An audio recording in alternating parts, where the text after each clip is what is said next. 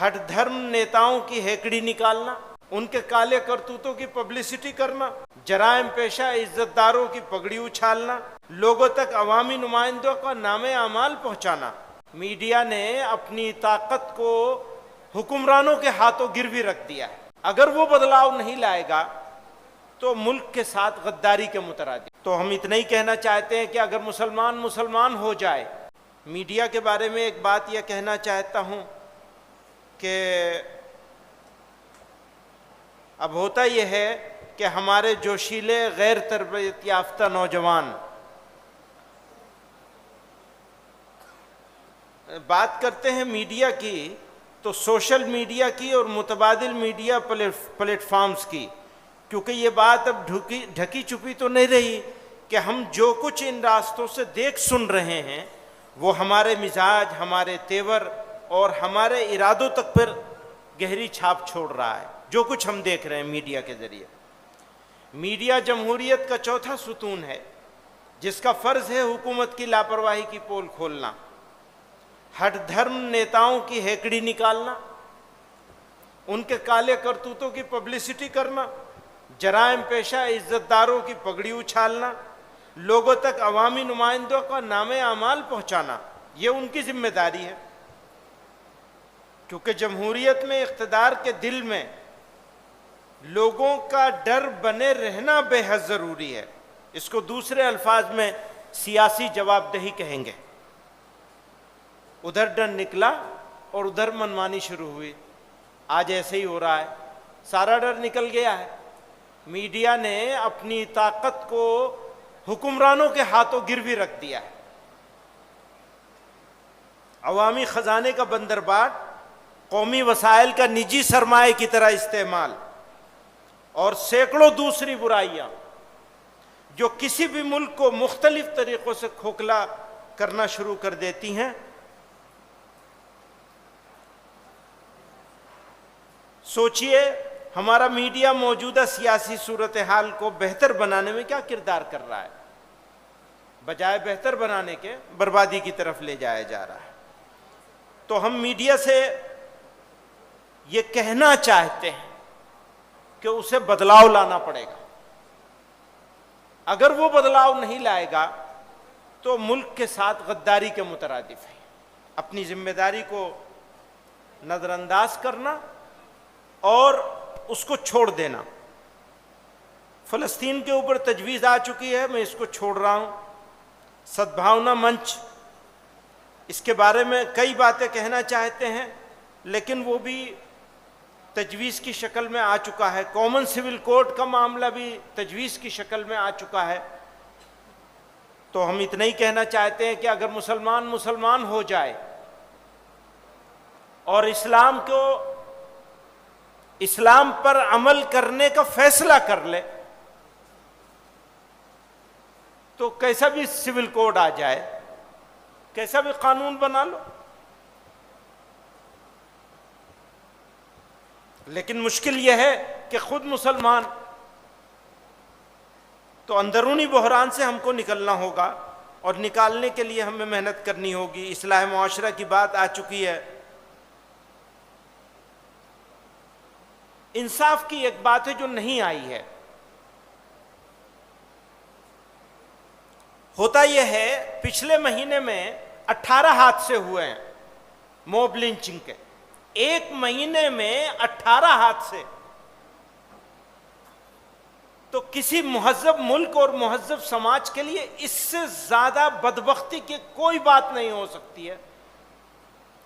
اور کسی جماعت کے لیے جو یہ دعویٰ کرتی ہو کہ وہ سب سے بڑی جماعت ہے، سب سے قدیم جماعت ہے، اتنا بڑی تاریخی وراثت لے کے بیٹھی ہے، لیکن ہم گراؤنڈ زیرو پر جانتے ہی نہیں ہیں کہ ہم کیسے ان واقعات کو اکٹھا کیا جانا ہے، کیسے اس کی رپورٹ کرنی ہے۔ ایک جگہ حادثہ ہوتا ہے تو لکھنؤ سے بھیجنا پڑے گا، بمبئی سے بھیجنا پڑے گا، کلکتے سے بھیجنا پڑے گا۔ حالانکہ ہر ضلع میں لوگ ایسے موجود ہونے چاہیے جو ان واقعات کو مرتب کرے.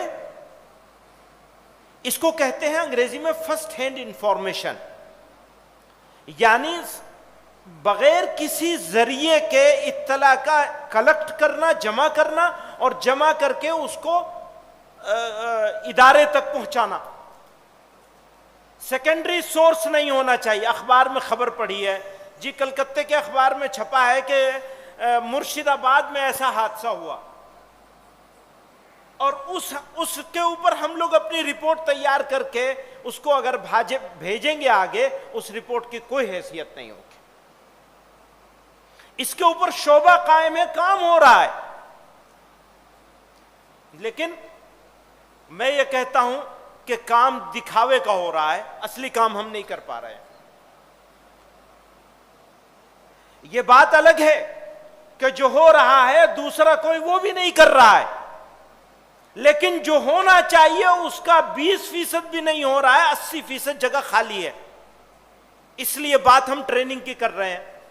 اس لیے کل جو مولانا اسد مدنی رحمت اللہ علیہ نے ایک کمیٹی بنائی تھی، قائمہ کمیٹی بنائی تھی، خود ممبر بنے تھے، اور مولانا سعید احمد خان صاحب اکبر آبادی، سعید احمد صاحب اکبر آبادی مرحوم کو اس کا صدر بنایا تھا.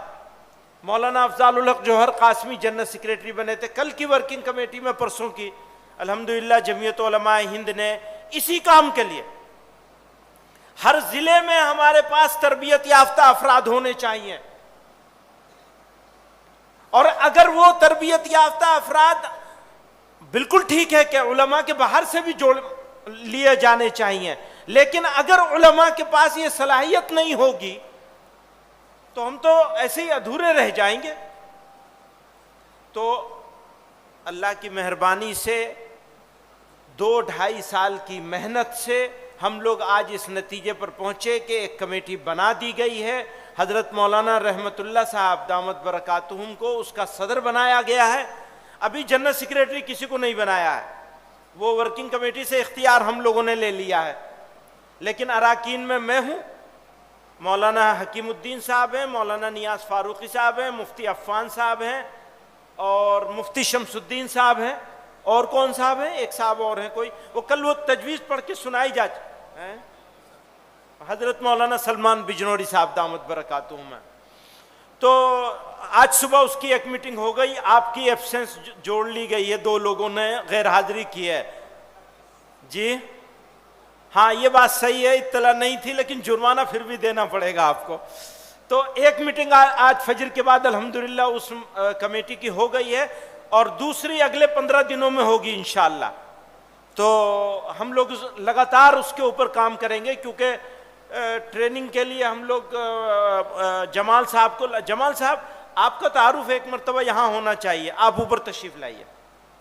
یہ مظفر جمال صاحب ہیں، ایک بڑی کمپنی یونیلیور میں سینئر مینیجر پوسٹ پر تھے، وہاں سے چھوڑ کر الحمدللہ جمعیت علماء کے ساتھ آئے ہیں، اور ایک پروجیکٹ مینجمنٹ آفس بنایا گیا ہے. مولانا عمر صاحب اور مظفر جمال صاحب، یہ 2 حضرات اس شعبے کو سنبھالیں گے، اور صوبوں میں بھی قائم کیا جائے گا. آج صبح ہم لوگوں نے کچھ 8-10 صوبے طے کر لیے ہیں، جس میں اتراکھنڈ ہے، یو پی ہے، دلی ہے، ہریانہ ہے، پنجاب ہے، آسام ہے، اور بہار ہے، جھارکھنڈ ہے، یہی دلی ہے، دلی بھی ہے. کچھ آپ فرمائیں گے، کچھ کہنا چاہیں گے؟ جی تھوڑا سا آپ کو کچھ بات کہیے. جی ویسے تو مولانا نے تعارف کر دیا ہے. میرا نام مظفر جمال ہے. میں یہاں آنے سے پہلے کارپوریٹ میں تھا. علی گڑھ یونیورسٹی سے میں نے اپنی ہائر ایڈوکیشن لی ہے، اور یہاں پر مولانا کی فکر کے تحت آئے ہیں کہ کچھ کارپوریٹ کے سسٹمز جو ہیں، جن کو ہم PMO بول رہے ہیں، پروجیکٹ مینجمنٹ آفس، وہ کچھ چیزیں جمعیت میں لائی جائیں، اور ان کے لیے مختلف شعبے طے ہوئے ہیں. تو شروعات کے لیے دینی تعلیمی بورڈ اور جمعیت یوتھ کلب طے ہوا ہے، اور 1-2 شعبے ابھی اس میں اور جڑ گئے ہیں. ٹھیک ہے، یہ ایک ورٹیکل ہے. اور ساتھ میں جیسے مولانا نے فرمایا کہ پورا ٹریننگ کا ایک ورٹیکل تیار کرنے کی فکر ہے. اس ٹریننگ میں کئی طرح کی مختلف طریقے کی ٹریننگز ہیں، جیسے شعبائی ٹریننگز ہیں، دینی تعلیم بورڈ اور مختلف شعبے ہیں ان کی ٹریننگز ہیں، اور کچھ اسکل بیسڈ ٹریننگز ہیں، انگریزی ہے، کمپیوٹر ہے، اور بہت سارے ٹاپک سامنے آ رہے ہیں، قیادت ہے، اور بہت ساری چیزیں سامنے آ رہی ہیں. تو ان سب چیزوں کو لے کر انشاءاللہ آگے بڑھیں گے.